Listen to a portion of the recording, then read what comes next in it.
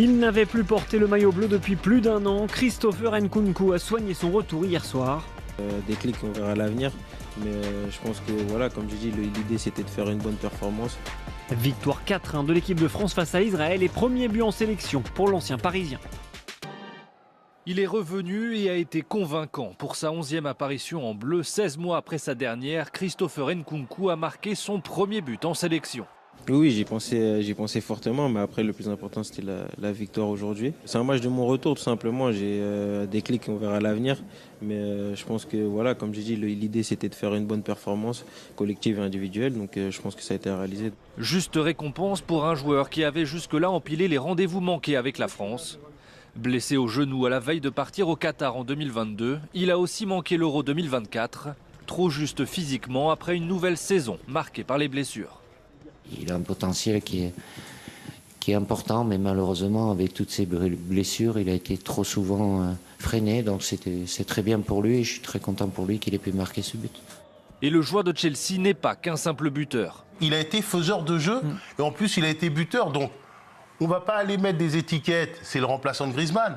Mais c'est un joueur qui peut amener cette créativité dans les 30-25 derniers mètres. Et en plus, être buteur, il a été très bon ce soir, donc il marque du point. À 26 ans, le numéro 10 éphémère de l'équipe de France. On sait très bien que le numéro 10 appartient à Kylian, tout simplement. A prouvé hier soir qu'en bonne santé, il peut s'installer durablement dans le collectif bleu. À l'issue de cette troisième journée, l'Italie reste leader du groupe 2, un petit point devant les Bleus. La Belgique stationne à la troisième place après son nul arraché aux Italiens. Israël, dernier, n'a toujours pas gagné. La France retrouvera les Belges ce lundi à Bruxelles. Dans les autres rencontres de Ligue des Nations, la défaite surprise 2-1 de l'Angleterre à Wembley face à la Grèce. Sur le même score, défaite également de la Finlande à domicile face à l'Irlande. Victoire facile de l'Autriche contre le Kazakhstan 4-0. La Norvège d'Erling Haaland, double buteur, a dominé la Slovénie 3-0. L'Argentine freinée au Venezuela, Nicolas Otamendi a ouvert le score en première période, mais Salomon Rondon égalise juste après l'heure de jeu. Un partout, les champions du monde restent leaders de ces qualifications pour la Coupe du Monde avec 3 points d'avance sur la Colombie. Les Brésiliens, eux, sont 4e après leur succès 2-1 face au Chili. Menés rapidement 1-0, les Brésiliens ont renversé le match grâce à 2 joueurs de Botafogo, Igor Jesus d'abord, puis Luis Enrique en toute fin de match. L'AS Monaco fait un début de saison quasi parfait. Invaincu et leader de la Ligue 1, Adi Hutter s'est confié à Canal+. Le coach monégasque a notamment évoqué l'évolution de sa jeune équipe et sa méthode. Since last season, the last 12 games and these 9 games, we have in 21 games only 1 defeat, and it's a lot. We were really successful. Also, the qualification for the Champions League gave us lots of confidence. We have a new group, a young group, talented group with lots of young players, and also the mix between us and me. We have a clear idea of football.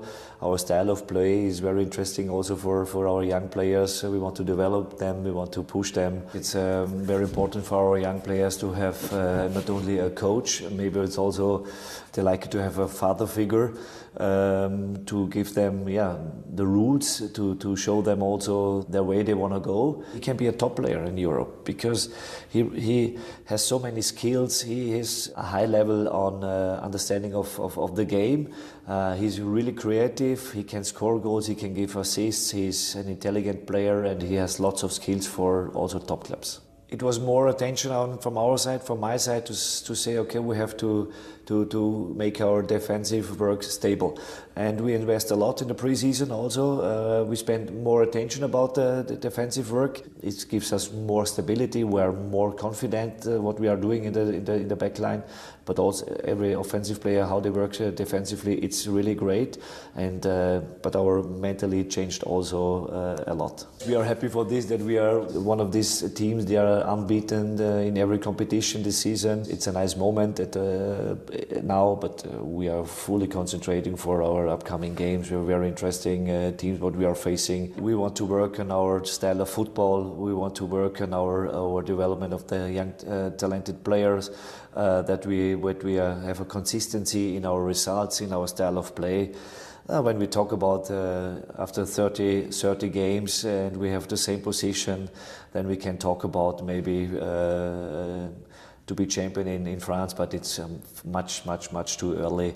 We have with Paris Saint-Germain top team. They're the favorite for the title, and we started really well, and for that we are happy.